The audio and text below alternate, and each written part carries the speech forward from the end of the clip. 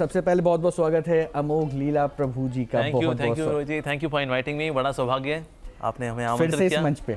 हाँ जी, ये मंच बहुत रोमांचक मंच है क्योंकि मिलकर हमने पाखंड के खिलाफ मुहिम भी तो चलाई है। बहुत अच्छी मुहिम हमने छेड़ी है and we wish you all the very best.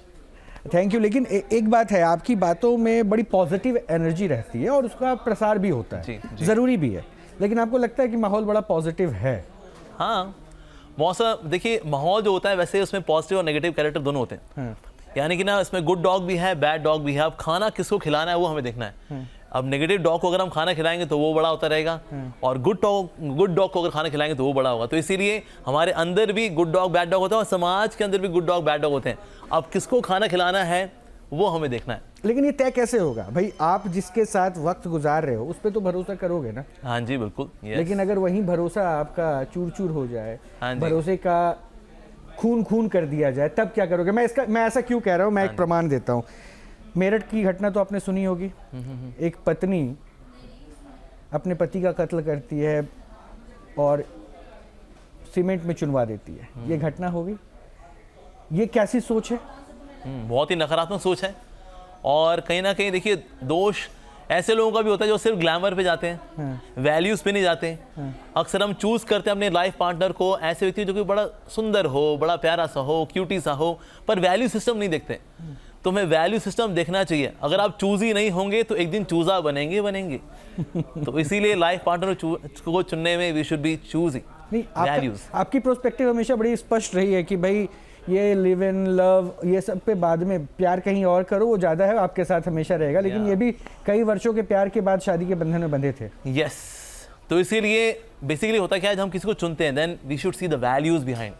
संस्कार भला किसी कैसे हैं, तो अगर नहीं देखेंगे तो फिर होता क्या है, जब मज़े वाले भाव में शादी होती है, मैं मज़ा करूँगा, मेरा मज़ा होगा, तो मज़े भाव वाली जो शादियाँ होती है फिर वो लंबी टिकती नहीं है। क्योंकि जैसे ही मेरे मज़े में कोई अवरोध डालेगा ना, बस फिर देखो हमारा असली रंग।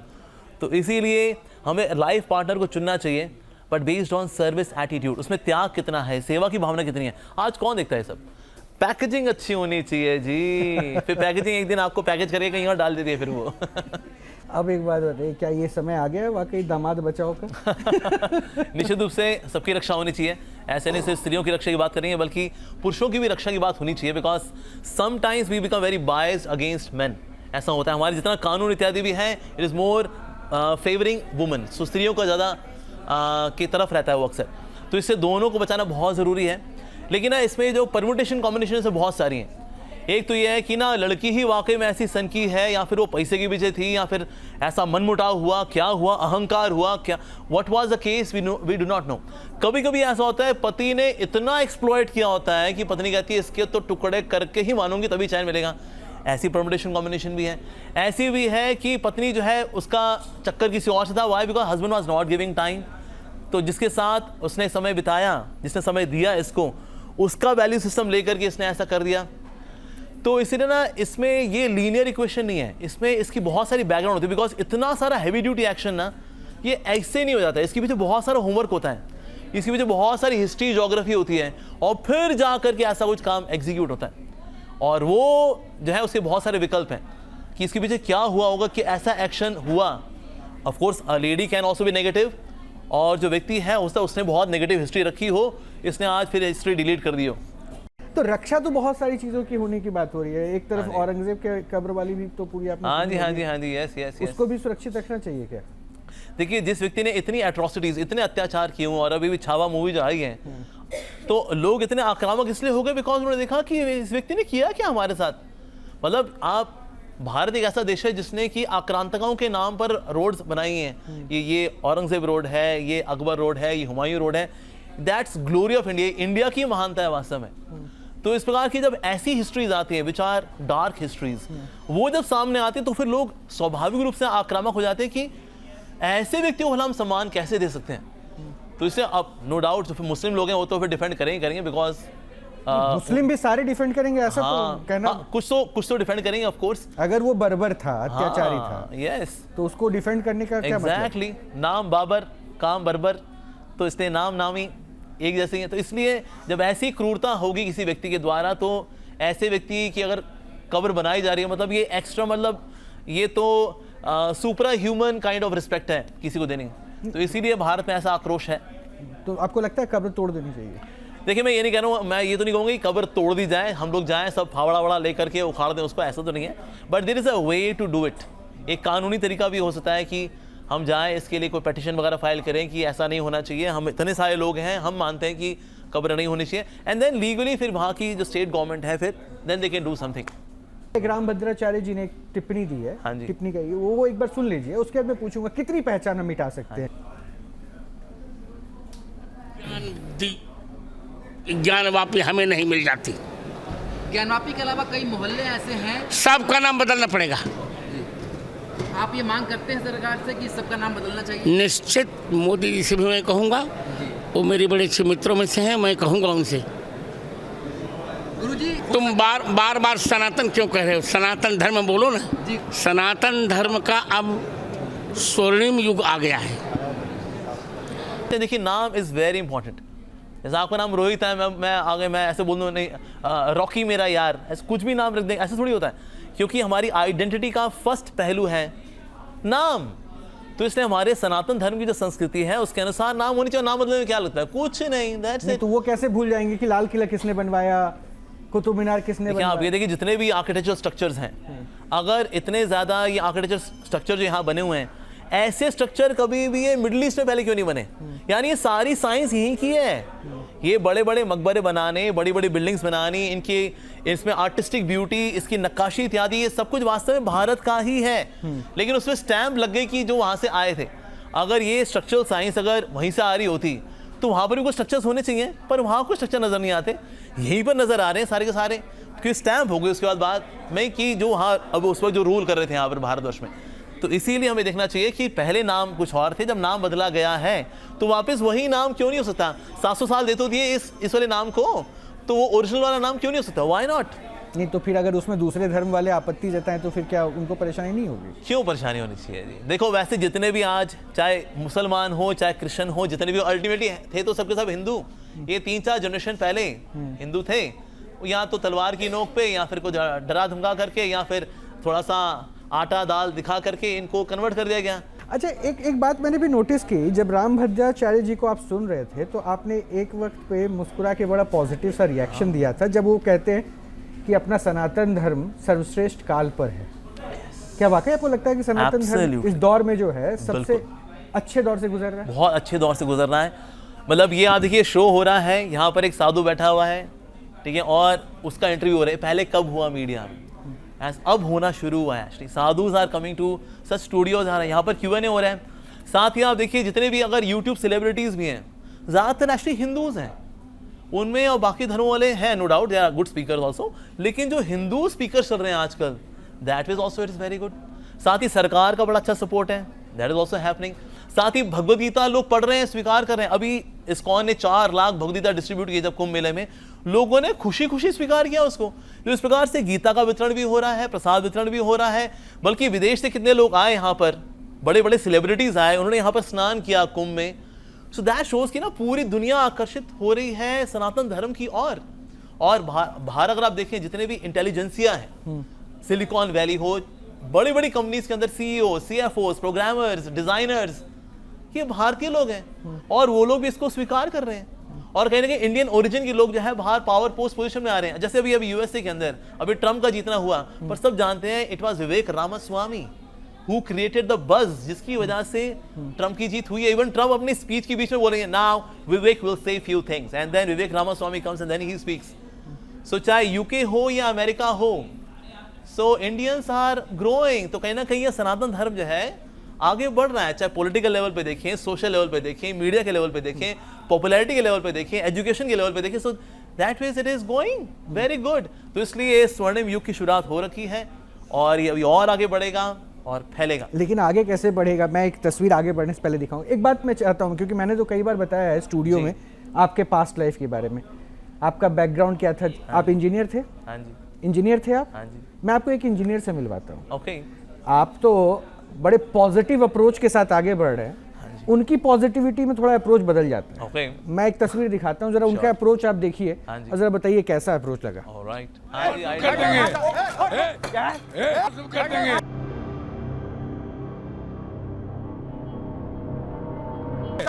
सब कर देंगे।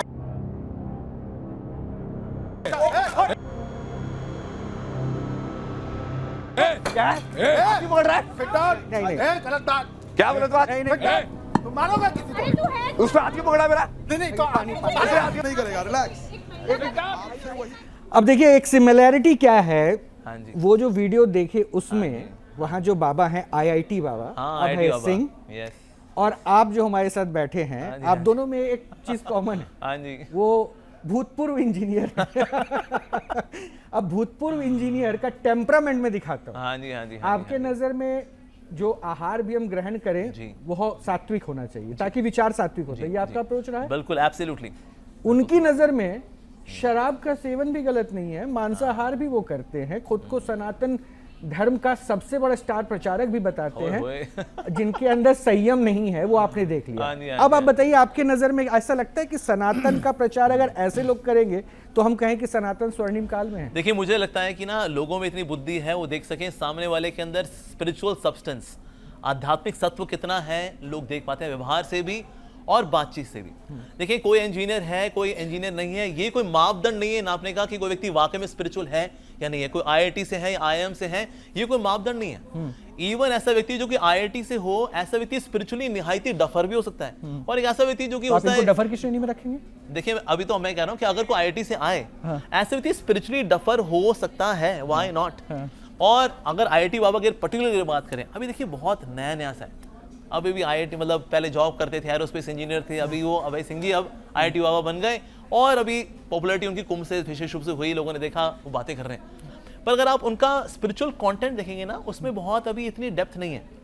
क्योंकि देखिए, ज्ञान प्राप्त करने के लिए आपको विनीत भाव से शिष्य बनना पड़ता है। और ये बात भगवान कृष्ण गीता में बता रहे हैं, चैप्टर 4 वर्स नंबर 34, तत्विधि प्रणिपातेन परिप्रश्नेन सेवया उपदेक्षन्ति ते ज्ञानम ज्ञानिनः तत्वदर्शिनः। तत्वदर्शी गुरु के पास जाकर के शिष्य बन करके सालों साल तपस्या सेवा करके प्रश्न पूछ करके फिर उनकी कृपा से फिर जा करके स्पिरिचुअल एवोल्यूशन आता है। मैं आईआईटी से हूँ या आईआईएम से हूँ, ये कोई क्राइटेरिया नहीं है कि वो व्यक्ति स्पिरिचुअल होगा ही होगा। ये बताइए ना, कल की अवतार के बारे में थोड़ा सा बताइए ना, वो कल की अवतरित कब होंगे पृथ्वी पर और क्या है? श्रीमद् भागवतम के अनुसार कल की अवतार आते हैं, लेकिन कलयुग के बिल्कुल आखिर में आते हैं। कलयुग की टोटल जो ड्यूरेशन है वो है 4,32,000 साल, जिसमें 5,000 साल बीत चुके हैं, ठीक है जी। और इसके आखिर में आते हैं कल की अवतार, जब कोई व्यक्ति ना स्पिरिचुअल एजुकेशन लेने के लिए तैयार नहीं रहता। Now we can't educate them, वो भगवद गीता सुनेंगे ना, अन्ना आजीना। फिर कल की अवतार आते हैं जो भगवान के अवतार है, then he is riding on a white horse, उनके राइट हैंड में स्वॉर्ड होती है, और फिर वो मार करके जो जितने भी द्वेषी लोग हैं और राक्षस प्रवृत्ति के लोग हैं, ऐसे लोगों को ध्वस्त करते हैं। एंड देन ही री एस्टैब्लिशेस सत्युगा, मतलब कि वो सत्य को फिर से एस्टैब्लिश करते हैं। ओके, तो आप कह रहे हैं कि कलयुग के अंत में, मैं तो आपने कहा 5 है। हाँ जी, हाँ जी, अरे हाँ जी। कल की वाले अवतार आ चुके हैं, अभी 12 कल की अवतार है इंडिया के अंदर। नहीं 12 नहीं, ज्यादा है, मैं आपको मिलवाऊंगा। अच्छा, ओके, पहले इनसे आप updated data पहले इनसे मिलवाइए जो खुद को कल की अवतार कह रहे हैं। ओके। की कहलाना पसंद करेंगे? नहीं, वो 2 नाम ऐसे करके रखे हैं ना मैंने, लाइक जो लोग, लेकिन वो कल की वाला ऐसा है कि वो, जैसे मैं पहले ही बोलता था ना कि कोई ऐसे उपाधि वगैरह ऐसे नाम ऐसे मिलता है तो वो तुम्हारे कर्म के हिसाब से होना चाहिए। क्या तुमने काम किया है क्या वो वाला? जैसे कोई जगत गुरु बना है तो यदि वो सही में जगत को गुरु बन के सिखा रहा है तब उसको जगत गुरु की उपाधि मिलनी चाहिए ना, कि हाँ भाई सही में उसने सारे संसार को सिखा दिया। लेकिन कल की तो स्वयं भगवान के अवतार होने वाले हैं, ऐसा कहा जाता है। तो आप तो स्वयं अगर खुद को कल की कहते हैं तो खुद को भगवान कह रहे हैं। हाँ, तो ये तो मैं कब से कह रहा हूँ। सुन लिया? हाँ जी, मिल लिया आप कल की ये खुद को अवतार कल की अवतार मानते हैं। अरे महादेव के भी अवतार है, छोड़िए अरे मतलब वाह, महादेव क्या पे कल बात की है। अवतार में, आई इसलिए मैंने थिंक और भी अवतार हो चाहे ना हो, पर मेरी ओपिनियन में आई थिंक कंफ्यूजन अवतार अवश्य है। क्योंकि बोला ऐसा कैसे हो सकता है, बिकॉज अगर कल की अवतार आएंगे, कल की अवतार कहाँ आएंगे पूरा डिस्क्रिप्शन है। वो संभल में आएंगे, उनके पिताजी का नाम होगा विष्णु यश, उनकी मदर का नाम होगा सुमिति, तो ये उनके माता पिता का नाम भी मेंशन है। उनका विवाह किनसे होगा ये भी मेंशन है, किस प्रकार से उनका विवाह होगा, तो माता लक्ष्मी का अवतार होंगी जो उनकी वाइफ बनेंगी, और ये पूरा डिस्क्रिप्शन है। And then he destroys the miscreants, और फिर सत्युग एस्टैब्लिश करते हैं वो। पर क्या ऐसा हुआ? बल्कि ही रूल्स फॉर 1000 ईयर्स, ये भागवतों में मेंशन है। तो सिर्फ ये बोला कि हाँ मैं कल की हूं तो हम कल की बन गए, उस तरह से ऐसा थोड़ी ना होता है। तो कल की अवतार का भी टाइम बताया गया, वो कब आएंगे। उसके पहले अभी चैतन्य महाप्रभु का समय है, नाम संकीर्तन होगा, भगवद गीता फैलेगी, भागवतम फैलेगा, लोग भक्त बनेंगे, कल्याण होगा। फिर जैसे जैसे कलयुग फिर डिक्लाइन की ओर जाएगा, फिर आखिर में आते हैं कल की अवतार भी आते हैं, लेकिन अभी कल की अवतार के आने का समय ही नहीं है। और कल की अवतार बहुत सुंदर है। अगर को बोले मैं कृष्ण हूं, मैं तो कल की अवतार हूं, अरे इतने सुंदर हैं। भगवान का नाम श्याम सुंदर है, तो ऐसे कांगड़ी पहलवान जैसे नहीं होते भगवान। तो यहाँ पर और इतने उत्तेजित हो जाएं कि चाय की केतली वेतली फेंक और ये सब हरकतें ना। भगवान में इतना संयम है कि भृगु मुनि ने जब भगवान की छाती पे लात मारी, भगवान ने उनके पाँव को लेकर के मसाज किया है। ये भगवान है वास्तव में। वो जो सुदामा जी आते हैं तो उनके चरणों बैठ करके उनके चरणों को अपने आंसुओं से धोते हैं। ये भगवान का ऊंचा चरित्र है। ये ऐसे तो ये तो बचकाना है वास्तव में। तो मैं आपसे आपका ओपिनियन पूछूंगा वन लाइन में। अब ये भी सनातन के बहुत प्रखर अपने आप को प्रचारक कहते हैं, वो मानते हैं। हाँ, वो मानते हैं। तो आपकी नज़र में ये स्वघोषित कल की अवतार, महादेव अवतार, हाँ जी क्या है? देखिए होता क्या है, कभी कभी ना लोग बुरी संगति में पड़ जाते हैं when they come to spirituality. तो इस प्रकार से अभय सिंह जो है, इन एरोस्पेस इंजीनियरिंग वगैरह छोड़ करके अपनी यूएसए की जॉब छोड़कर यहाँ पर आए। Now he randomly got into कि ना एक्सप्लोर करते हैं स्पिरिचुअलिटी। तो ये गलत संगति में पड़ गए और एक गलत एजुकेशन बेचारे ले बैठे हैं स्पिरिचुअलिटी के नाम पे। वास्तव में भक्त बनना है, हम भगवान नहीं होते वास्तव में। नो, कोई भगवान नहीं बन सकता।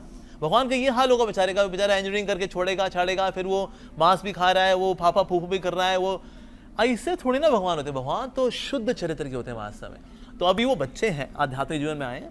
Somehow he is into wrong philosophy.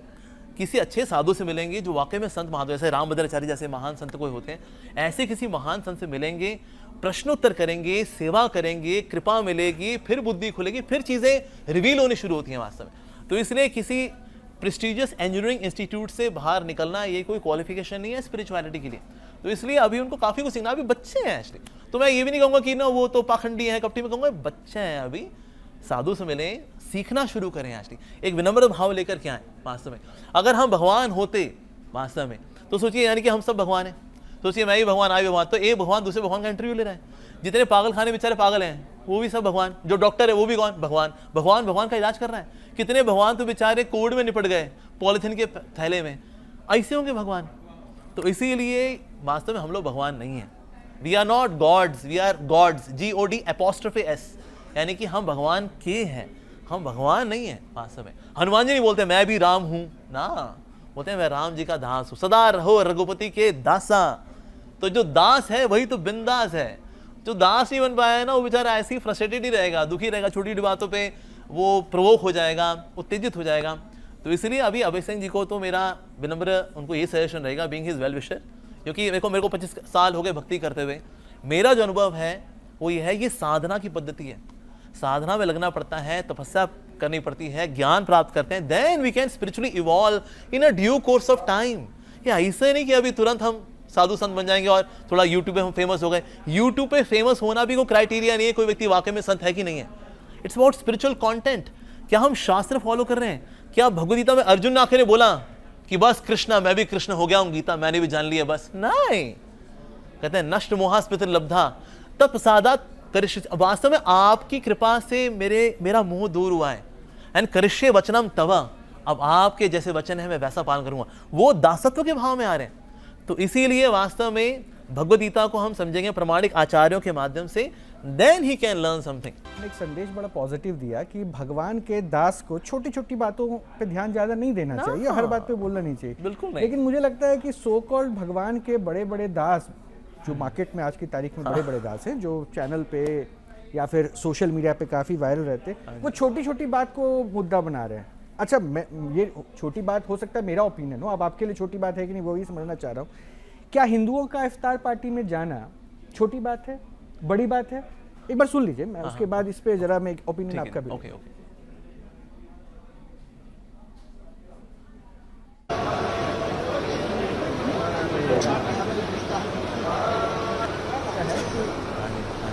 ये नीतीश कुमार आपको नजर आएंगे, ये हर वर्ष का है।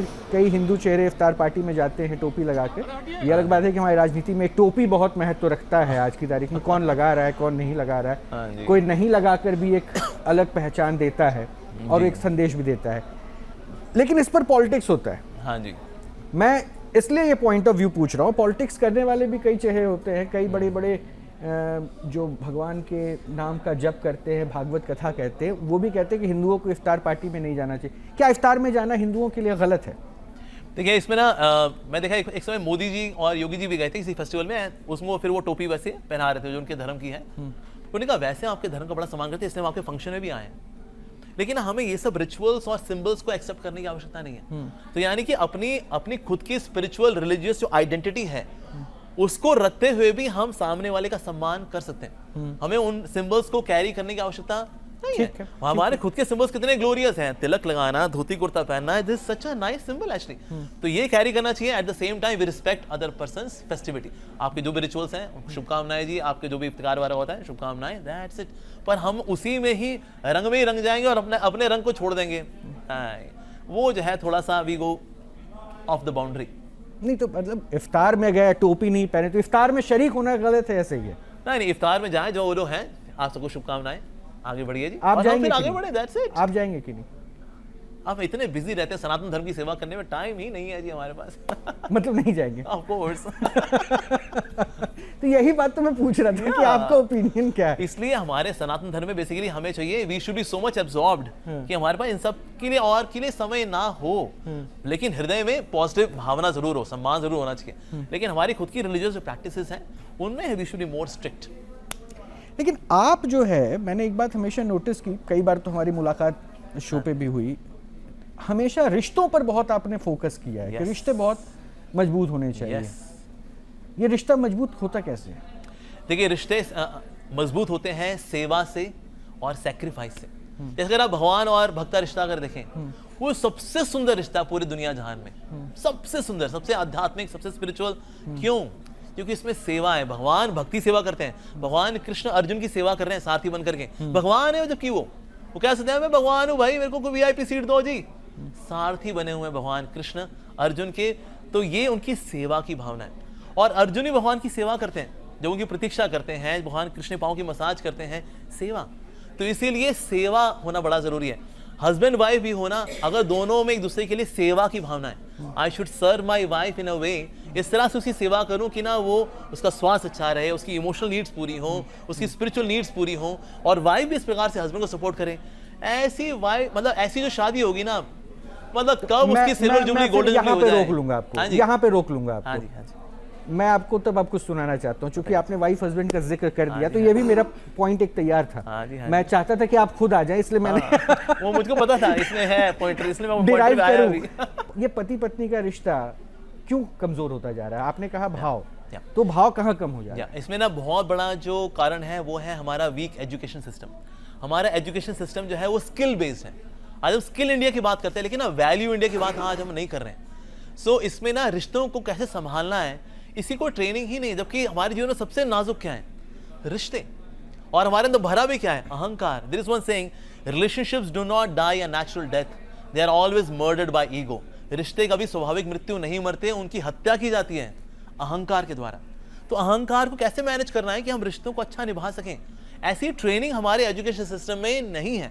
और क्योंकि एजुकेशन सिस्टम के अंदर ऐसी कोई ट्रेनिंग ही नहीं है, तो हम स्किलफुल तो बन रहे हैं, यानी अच्छी मनी मेकिंग मशीन तो बन रहे हैं, लेकिन रिश्तों को वैल्यू नहीं कर पा रहे। ग्रैटिट्यूड।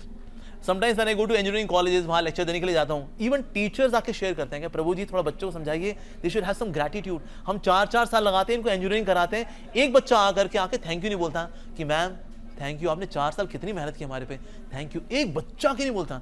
कितने बच्चे हैं जो कि आके जाके पेरेंट्स को बोलते हैं, thank you mom, thank you dad, माता पिताजी, आपने जो इतना सेक्रीफाइस किया हमारे लिए, हृदय से आपको थैंक यू।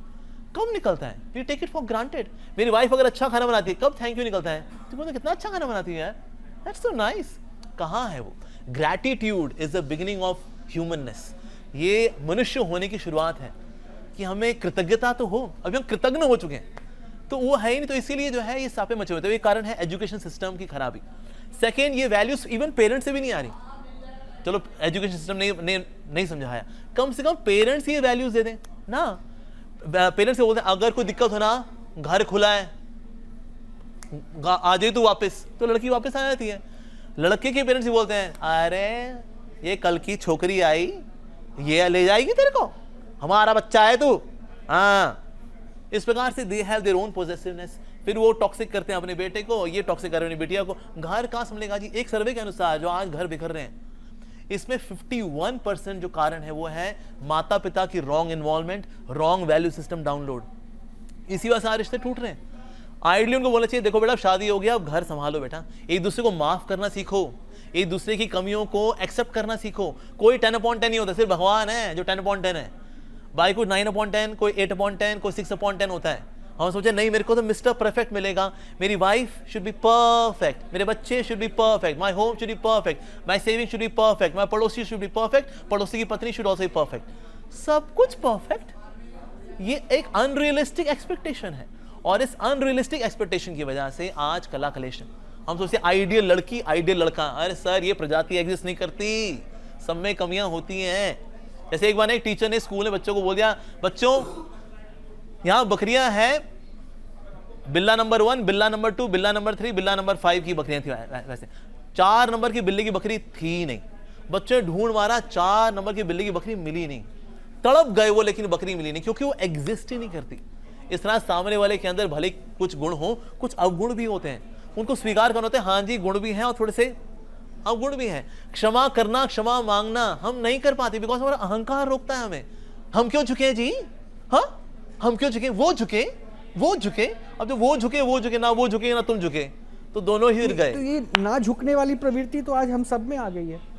शायद मैं माफी चाहूंगा, लेकिन मुझे लगता है संतों की बोलियों में भी शायद ना झुकने वाली प्रवृत्ति दिखती है। मैं उसका एक प्रमाण देता हूँ आपको। जरा संभल विवाद पर एक विजुअल प्ले कीजिएगा जो संभल में भी हुआ होली के दिन।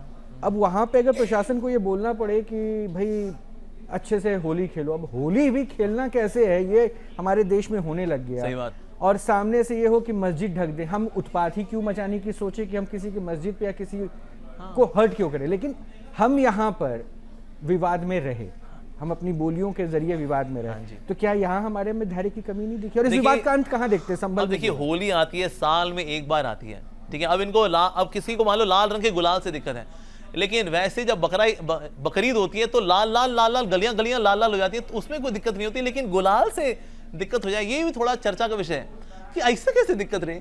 थोड़ा मान लो अगर मस्जिद के ऊपर एक गुलाल थोड़ा पड़ गया, अरे धीरे धीरे करके सनलाइट में वो फेड आउट हो जाता है या पानी पड़ के साफ हो जाता है, तो कभी कभी ना इशू होता नहीं है, इशू बनाया जाता है। वो इसलिए बनाया तो बिकॉज समवे ना वी आर सो आइडल, हम लोग खाली बैठे, हमारे पास ना कोई पॉजिटिव एंगेजमेंट नहीं, तो क्या करें इशू बनाते हैं यार, इशू बनाते हैं, इशू बना देंगे। एक समय था हमारे मतलब हिंदू मुसलमान मिलकर ये होली भी खेली हुई है। हाँ, लेकिन अभी जो है ये इतना नहीं, तो ये बना कौन रहा है?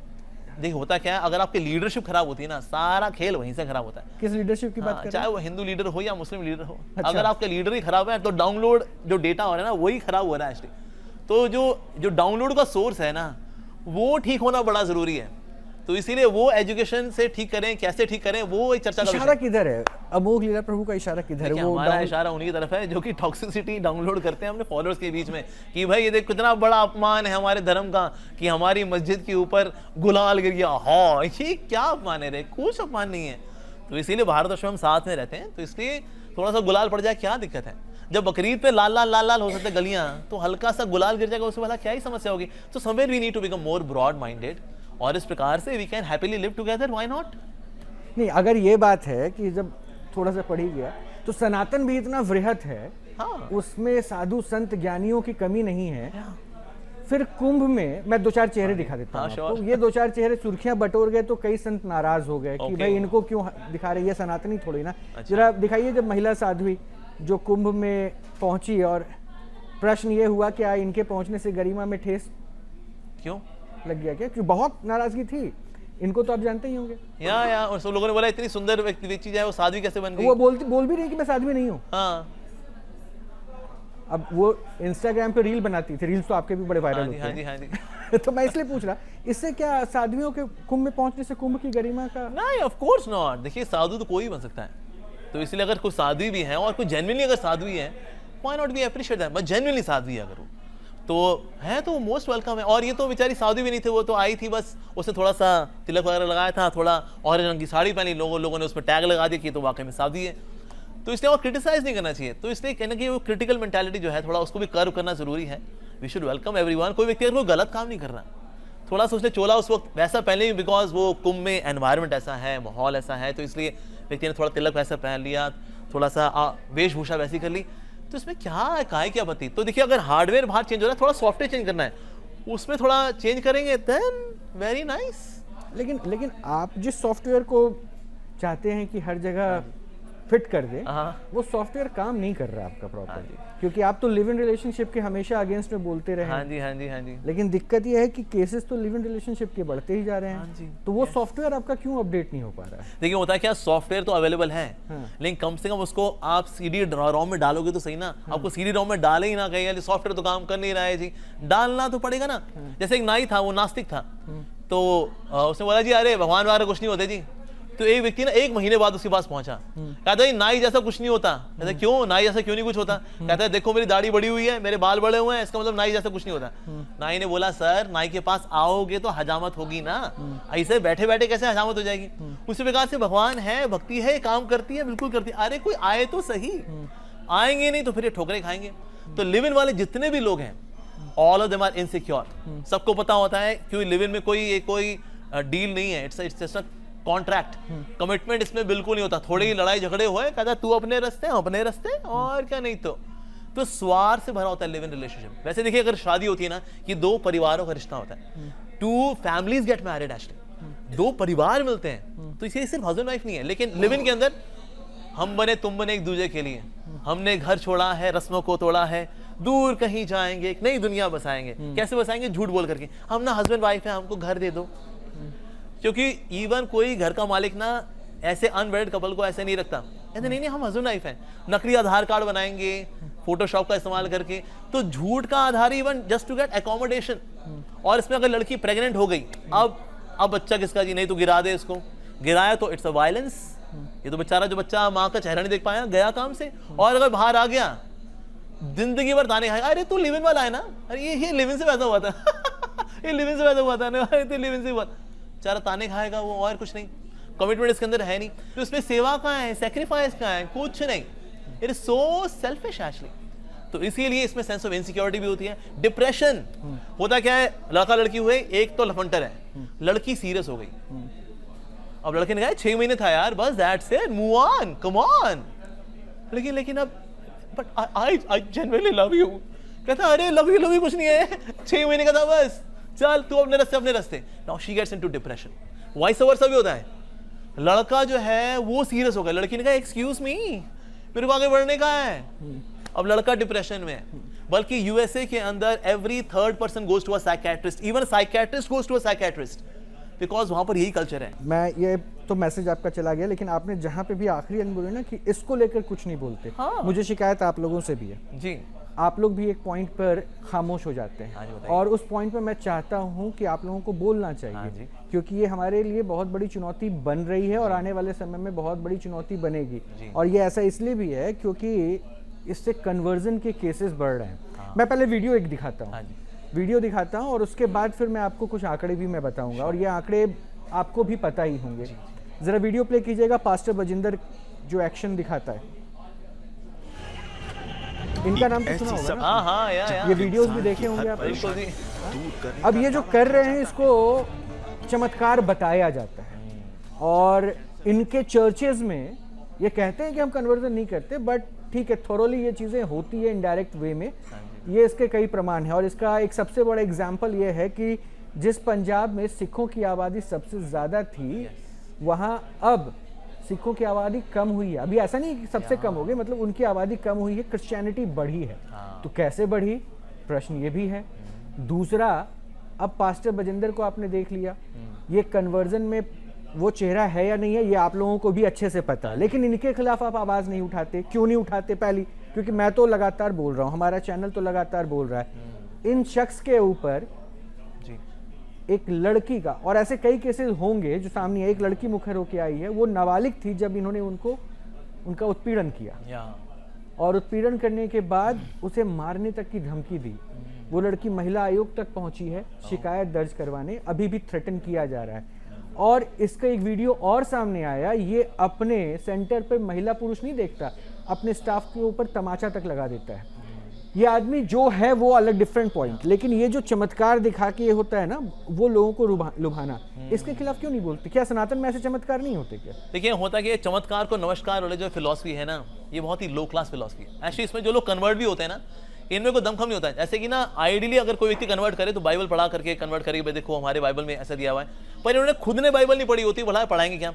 और ज़्यादातर लोग क्या है, बिकॉज ये लालच है उनका, तो लालच को ये हुक का की तौर पे इस्तेमाल करते हैं टू कन्वर्ट देम। अब जैसे आज देखिए जो वेस्ट पंजाब है उसमें 600 से अधिक चर्चेज बन चुकी हैं, और वहाँ कन्वर्जन का बड़ा सिंपल तरीका है, आप एक होदी बनी हुई है, थोड़ा सा पॉन्ड बनाया हुआ पानी का, उसमें डुबकी लगाए and then you are baptised, and इस तरह से आप कन्वर्ट भी हो गए। अच्छा क्यों? क्योंकि कनाडा दा वीजा चाहिए। इसी तस्वीर की बात मैं कर रहा था, ये देखिए थप्पड़ मारते हुए। Yes yes yes. हाँ, सो कनाडा दा वीजा चाहिए तेनू? कहता हाँ हो जी, सानू चाहिए जी कनाडा दा वीजा, तो फिर आ जा, फिर कन्वर्ट हो जा, फिर तो फिर ये लोग कन्वर्ट होते। कहीं ना कहीं ये लालच भी है कि हम कनाडा जाएंगे, कनाडा में जाकर ऐसा नहीं बहुत बड़ा कोई हाई फाई वहाँ हिसाब किताब होता है, अल्टीमेटली वहाँ जाकर के उनको कोई सिंपल जॉब ही करनी पड़ती है, ऑफ अ ट्रक ड्राइवर और समथिंग सिंपल वेरी। तो उस तरह से कहीं ना कहीं लालच है कि हम जाएंगे तो वहाँ जाए ज़्यादा खुश नहीं। आज मतलब अगर आप उड़ता पंजाब जैसी मूवी अगर देखें, उसमें बड़ा अच्छा कवर किया है कि किस तरह से ये लोग खंडरों में पड़े हुए हैं, यहाँ तो स्मैक वगैरह ले रहे हैं, ब्राउन शुगर ले रहे हैं, and that heroin, LSD, marijuana, यहाँ तो नशे में पड़े हुए हैं, यहाँ पे कनाडा जाना चाहते हैं। तो कहीं ना कहीं मेरे जो सिख भाई हैं उनसे हाथ जोड़ के मेरी विनती है कि आपका धर्म इतना प्यारा है और सनातन धर्म से ही जुड़ा हुआ है वास्तव में देखा जाए तो वो, तो इसलिए अगर उसको जानेंगे ना देन वी कैन प्रोटेक्ट। तो अगर ऐसा नहीं करेंगे तो फिर हम ये ऐसे कन्वर्जन होते हुए देखते हैं। तो इससे we are to expose such people, ऐसे लोगों को ये जो करते हैं चमत्कार भी नहीं होता, सब एब्सोल्युटली ड्रामा होता है ये। मतलब अब तो यूट्यूब वीडियोस भी हैं, जिसने ड्रामा किया था उसने बताया कि मेरे को तो इतने पोटली मिले थे, इतने पैसे मिले थे, उसके बाद मैंने ऐसा हाँ किया था, हमारी रिहर्सल भी हुई थी, उसके बाद फिर मैंने स्टेज पे गया था, ये इतना पकड़ाया गया था, ये ले तेरे लिए 1 किलो चावल 1 किलो दाल, दैट्स इट। तो हम क्या करें, और वो भी ऐसी जगह जहाँ दाल चावल में लोग बिक रहे हैं, जो कि वहाँ कृषि प्रधान प्रदेश रहा है। अरे पंजाब, ग्लोरियस पंजाब। तो इसीलिए हमारे अगल बगल में जो 2 देश हैं, चंगू और मंगू, वो नहीं चाहते हैं कि हमारा देश आगे बढ़े। तो एक का नाम चंगू है, जो कि चंगू कौन है? चंगू बोले चाइना। अच्छा, मंगू? और मंगू बोले तो जो मांगता रहता है बेचारा पाकिस्तान, उसका बुरा हाल है। तो इसलिए वो नहीं चाहते इंडिया आगे प्रोग्रेस करे। तो इसलिए कैसे खराब करें इंडिया को? इसकी इंटेलिजेंसिया को खराब करते हैं। अगर यहाँ के लोगों को हम ड्रग्स देंगे then they will not join army. ये लोग आर्मी एयरफोर्स वगैरह ज्वाइन नहीं करेंगे। अरे सबके सब ये प्राणायाम करेंगे लेकिन ड्रग्स के ऊपर कहाँ आने वाले फिर ये। इस तरह से आर्मी वीक हो जाएगी इंडिया की, और क्या नहीं। तो so it's a proper strategy to make India weak. अगर जो ये करेगा, यहाँ इंजेक्शन वगैरह ले रहा है बेचारे हेरोइन वगैरह के, हीरोइन के साथ बैठ करके, ये क्या देश में कुछ कंट्रीब्यूट कर पाएगा? तो इस प्रकार से इंटेलिजेंसिया को वीक करें और आर्मी को वीक करें। इट्स अ प्रॉपर कॉन्स्पिरेसी, और ये हम नहीं समझ पा रहे हैं। तो इसलिए हमारे यूथ भी वीक हो रहा है, और वीजा के चक्कर में कि हम कनाडा जाएंगे, सेटल हो जाएंगे।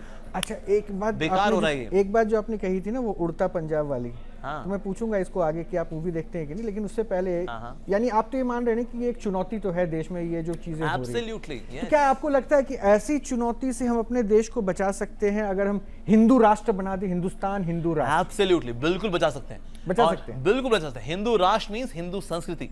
संस्कृति मतलब साथ में शिक्षा भी है, एजुकेशन भी है, ट्रेनिंग भी है। तो ये जब होगा ना तो अपने आप सब चरित्रवान बनेंगे, और जितना हमारा चरित्र दूसरे धर्म वाले क्या करेंगे? कोई हमें पोल्यूट नहीं कर सकता। दूसरे धर्म वाले क्या करेंगे जो क्रिश्चियन है, जो मुस्लिम है? आप देखिए जितने बाकी धर्म के लोग हैं ना, सबसे अधिक प्रॉस्पर कहां कर रहे हैं?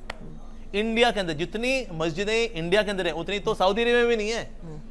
वहां पर तो बड़ी कई मस्जिद उन्होंने तोड़ी टूरिज्म को बढ़ाने के लिए, ताकि यहाँ अच्छी रोड हो and all. They have done this. India में ऐसा नहीं होता कि हमको मस्जिद तोड़ दें, हाँ रोड बनानी थी हमको, ऐसा नहीं है। ज़ोरास्ट्रियंस ईरान में थे, सबसे अधिक फल फूल खा रहे हैं इंडिया के अंदर। इंडिया जो भारतीय संस्कृति इतनी सुंदर है, जो बाकियों को साथ लेके चलती है, ऑल दो उसका फायदा लोग उठाते हैं, खंजर घोपते हैं हमारे पीठ के अंदर, but still we take them. पिछले 700-800 साल से हम भोग रहे हैं इस बात को, ऑल दो, पर फिर भी हम सबको साथ लेके चलते हैं। ये है हिंदू राष्ट्र। तो हिंदू राष्ट्र बन करके वहां से सबकी सुरक्षा होगी। अब देखिए, अगर किसी देश की प्राइम मिनिस्टर खतरे में पड़ती है ना, सुरक्षा के लिए वो यूएसए और यूरोप नहीं जाती, वो इंडिया आती है सुरक्षा के लिए। तो भारत की संस्कृति, हिंदू तो खतरे उस राष्ट्र में भी है। हैं जी, हिंदू तो खतरे में उस राष्ट्र में भी है, बांग्लादेश में भी। एग्जैक्टली। तो लेकिन वो खुद सुरक्षा लिए कहाँ आती है? भारत में।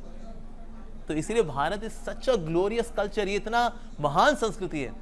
तो ये तो तब है जब सेक्युलरिज्म के षड्यंत्र में बेचारा स्ट्रगल करके पनप रहा है। जब उसको फुल फ्लेजेड पनपने देंगे तो सबका विकास होगा, चरित्रवान बनेंगे हम लोग। जितने चरित्रवान बनेंगे, सॉलिड एकदम, कोई नहीं हिला सकता हम लोगों को। कोई ना कन्वर्ट कर पाएगा, ना हमें कोई डिग्रेड कर पाएगा थ्रू ड्रग्स, कुछ नहीं। तो इसे हिंदू राष्ट्र होना चाहिए, और स्कूलों में, कॉलेजेस में हमें सिस्टमैटिकली सनातन धर्म को पढ़ाना चाहिए।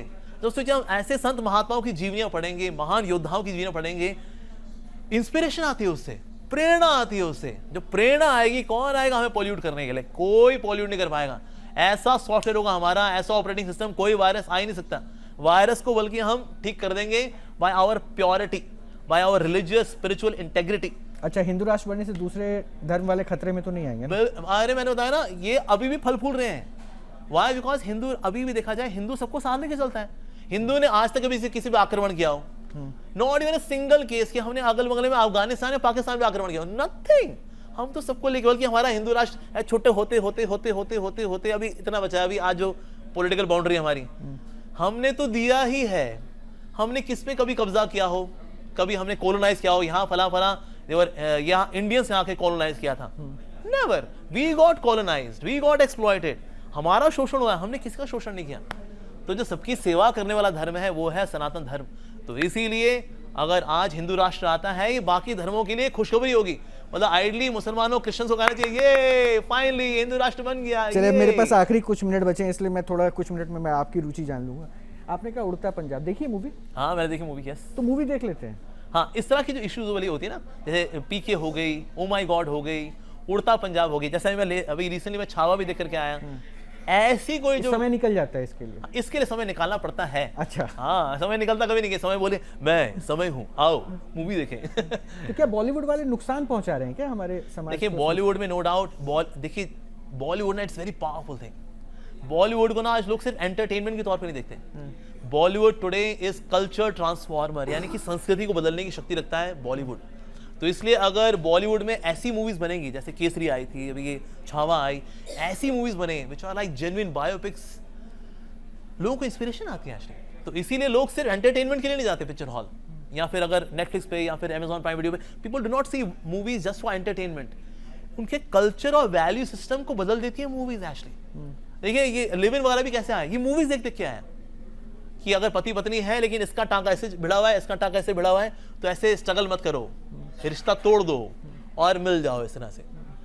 ये हमने मूवीज में देखा है। मूवीज देख देख के ही हमारा कल्चरल वैल्यूज खराब हुई हैं, इसलिए उसी मीडियम से इसको ठीक भी कर सकते हैं हम लोग। हाँ, ठीक हो रहा है। मैं तो कह रहा हूँ कि देखिए, पैसे भी है, बॉलीवुड कनेक्शंस भी है, सेलिब्रिटी स्टेटस भी है, और रील बना के अच्छे पॉपुलर भी हैं, क्रिकेटर भी है। और देखिए डिवोर्स के मामले भी आपने सुना होगा, कई क्रिकेटर्स के सामने आ गए। तो ये रिश्ते इतने कमजोर क्यों हो गए? डिवोर्स सब कुछ तो था, पैसा था, ग्लैमर था, अब वहां भी सेंस की कमी थी। हाँ, हमें लगता है शायद पैसे से शायद सब ठीक होगा। नहीं, ऐसा नहीं होता।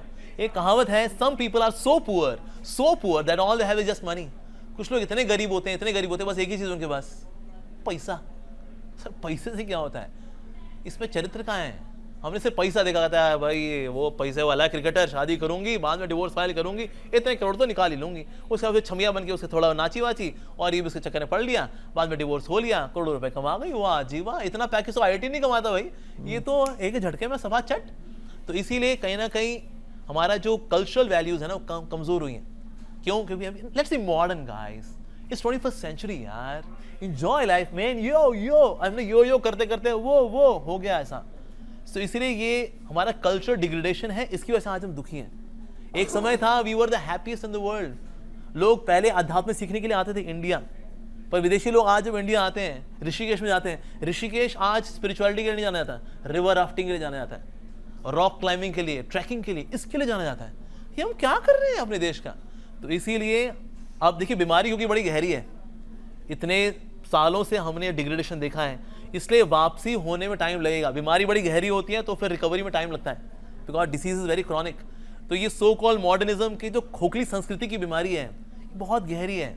अभी 2014 से फिर ये अभी रिकवर होनी शुरू हुई है, तो अभी बड़ा लंबा समय लगेगा, पर लेकिन प्रयास करते रहेंगे बिकॉज बीमारी बहुत गहरी है। तो इसलिए रेगुलर मेडिसिन देनी है, डूज एंड डोंट्स भी फॉलो करने हैं, प्रिकॉशंस भी लेनी है। इस तरह से again we can come back to our sound health, spiritual health. चलिए, मैं लास्ट में जाते जाते बस आपके अंदाज में, जो आपकी भक्ति रस रहती है, जो धुन के वाली, उस अंदाज में अगर दर्शकों को आप शुभकामनाएं देते हुए विदा लें तो। Okay, so one may be I can sing one Hare Krishna. हाँ प्लीज। ठीक है जी। हरे कृष्णा कृष्णा कृष्णा हरे हरे, हरे राम हरे राम राम राम हरे हरे। तो जितने भारतवासी हैं उनसे रिक्वेस्ट है, who let the dogs out, भाव भाव भाव भाव के ऊपर डांस करने के बजाय इस तरह से हरे कृष्णा पे डांस करें। Because family that praise together stage together, family that sings together clings together, family that dines together shines together, and family that dances together on the holy name of Hare Krishna advances together। तो ये मेरा संदेश है मेरे भारतवासियों के लिए। हरे कृष्णा। बहुत बहुत शुक्रिया अमोघ जी हमसे जुड़ने के लिए, बात करने के लिए। अमोघ लीला प्रभु को आप सुन रहे थे और उनकी बेबाकी और उनका बोलने का अंदाज एक बार फिर से आपके सामने है। हालांकि इनकी ओपिनियंस आपने सुने हैं, अब अपनी प्रतिक्रिया तो आप देते रहेंगे और ये तो जुड़ते रहते हैं उन प्रतिक्रियाओं के साथ और उसको लेकर फिर से नई प्रतिक्रियाओं के साथ हमारे बीच में पहुंचते हैं। तो अच्छे से रहिए, ख्याल रखिए, फिर मुलाकात होगी। नमस्कार। हरे कृष्णा।